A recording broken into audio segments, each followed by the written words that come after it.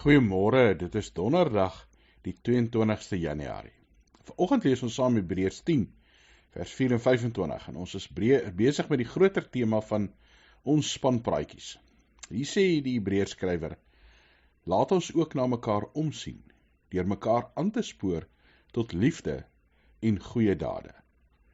Ons moet nie van die samekomste van die gemeente af wegbly, soos party se gewoonte is nie, maar mekaar eerder aanmoedig om daarin te gaan, en dit des te meer, na mate julle die oordeelsdag sien naderkom. As deel van ons spanpraatjies, as deel van ons saamgesels as gelowiges, is dit belangrik dat ons mekaar aanmoedig om te leef soos God wil hê.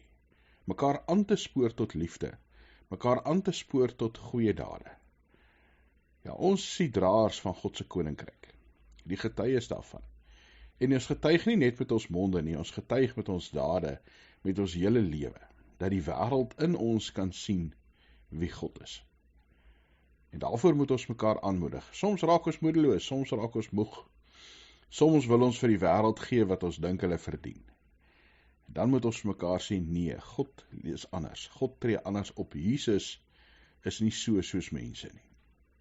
En die enigste manier hoe ons hierdie spanpraatjies kan doen, hoe ons mekaar kan na omsien en mekaar aanspoor, mekaar bystaan, is wanneer ons saamkom.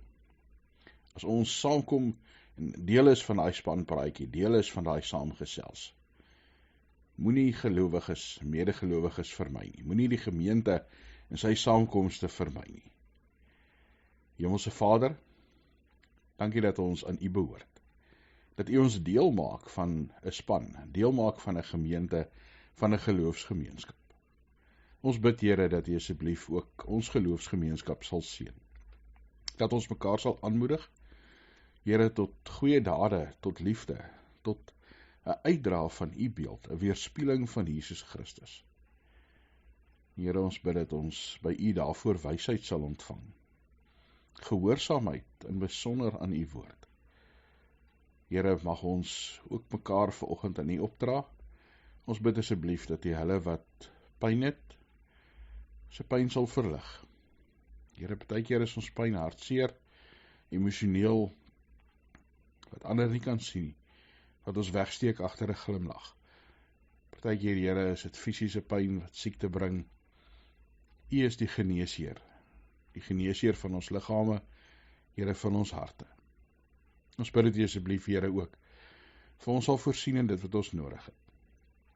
Met al die uitdagings wat die wêreld bring, ekonomies, gesondheidsgewys, Here, met die politiek wat die mekaar is, mag ons in alles by U vrede vind. Dankie dat ons vir mekaar kan bid. Here, U weet wat ons nodig het. Dankie dat ons vir ons land kan bid. U weet wat ons land se mense nodig het. Here, ons bid ook vir 'n wêreld, dat U in al hierdie onrus, U heerlikheid sal wys. Ons bid dit in Jesus Christus se naam. Amen.